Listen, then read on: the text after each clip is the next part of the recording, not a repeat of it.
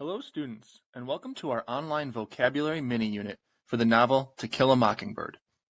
This initial video will introduce you to our unit overview and objectives, as well as walk you through the first two activities you will complete to achieve the first two objectives.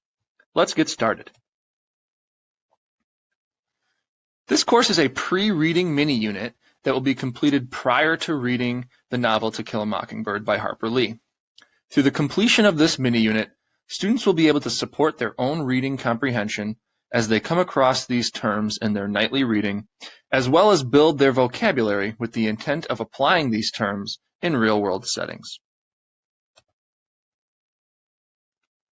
Let's review the unit objectives. By the end of this unit, you will be able to categorize new vocabulary based on prior knowledge, define terms through illustration, synonyms, and antonyms, deduce definitions from context, collaborate to design a presentation that draws meaningful connections between vocabulary terms, and create a social media post to use newly acquired vocabulary in a real-world context. In today's video, you will be working on mastering the following objectives: categorize new vocabulary based on prior knowledge, and define terms through illustration, synonyms, and antonyms. Let's get started with our first lesson. In this lesson, you will categorize new vocabulary based on prior knowledge. Here is the list of our 20 new vocabulary terms that you will see while reading To Kill a Mockingbird. This list is to introduce you to the terms. You will be able to access these words via Quizlet to practice throughout the unit. Take some time to read through this list. Make note of words that you recognize and words you do not know.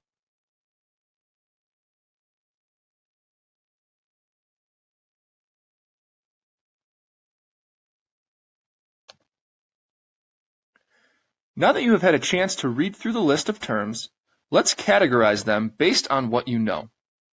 You can access the list of words from the Notes section on the slide below.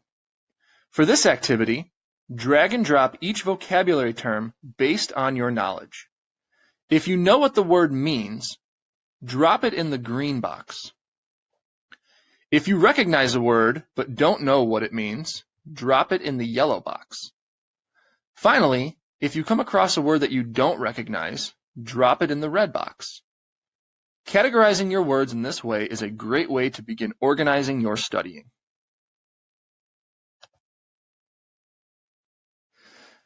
Now that you have categorized the terms, let's start building some new knowledge.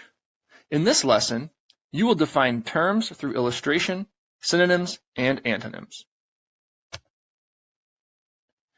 For this activity, you will create a Frayer model on your assigned vocabulary term, share your Frayer model with me via Google Classroom, and present your Frayer model to your small group. For this activity, you will create a Frayer model for each of the words that you placed in either the yellow or red boxes from our first activity. You will first need to create a new slideshow in Google Classroom. Next, create a Frayer model for your terms. The image below depicts the necessary elements you need to include in your Frayer models.